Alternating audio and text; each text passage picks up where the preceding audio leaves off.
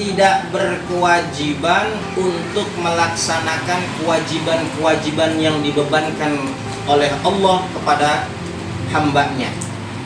Dengan catatan ya 50% ya itu terganggu. Kalau kayak mohon maaf di tempat saya yang sering saya ajari itu sudah kebanyakan nyambung ya. Sudah bisa diajak sholat, sudah bisa diajak wudhu dan lain sebagainya, maka yang sudah sisa 30% itu ya itu dibebankan untuk menjalankan kewajiban ya. Tapi kalau baru 50-50 itu belum bisa ya. Kadang mohon maaf ya timbul lagi penyakitnya, datang lagi, bener Bu ya. Nah ya, cuman untuk latihan silahkan diajak terus, mudah-mudahan dengan wasilah diajak terus untuk melaksanakan kewajiban, Allah beri kesehatan, kesembuhan lewat jalan tersebut.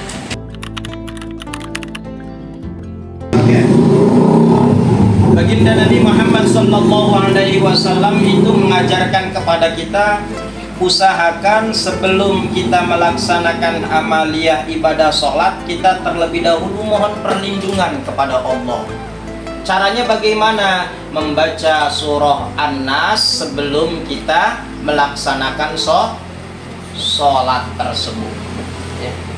Kita meminta perlindungan sebelum kita bertakbir ya. Kita baca surah An-Nas, Bismillahirrahmanirrahim, Qul a'udzu birabbin nas sampai terakhir. Makanya sering kita dengar imam kalau sebelum takbir biasanya membaca surah An-Nas dulu dalam hati ya. Supaya apa? Konsentrasi saat membaca Fatihah, membaca surah tidak terganggu. Artinya tetap kita terus sholat ya, meskipun ada gangguan dari sana sini, karena setiap manusia pun sama demikian ya. Saya yang udah dipanggil ustadz juga sama, kalau sholat kadang pikirannya kemana-mana, apalagi kalau lagi kagak punya duit, udah dah ya, pikirannya kemana-mana sama Bu. Udah mau Ramadan, duit kagak ada, nah mikir juga sama ya, kadang kebawa lagi sholat tuh semua ya. Makanya tingkat kehusuan saat sholat itu macam-macam. Ada tingkat kehusuannya cuman saat takbir Allah, yang penting khusyuk hatinya. Yang kedua ya, khusyuknya saat membaca Fatihah. Ada yang ketiga, khusyuknya para anbiya, para nabi itu dari awal sampai akhir itu khusyuk. Nah, kita mah nggak bisa ya.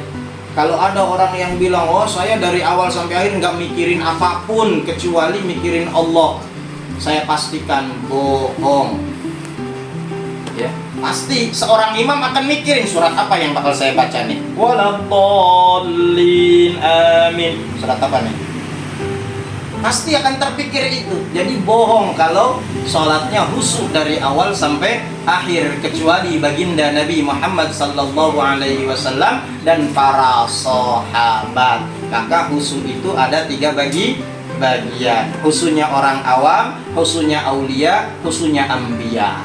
Khusyuknya kita ya, itu khusyuk di tingkat pertama. Khusyuknya kita khusyuk di tingkat pertama, yaitu saat kita takbir Allah. Kita cukup mikirin niat doang. Saya niat sholat maghrib 3 rakaat menghadap kiblat karena Allahu Akbar. Itu sudah disebut khusyuk.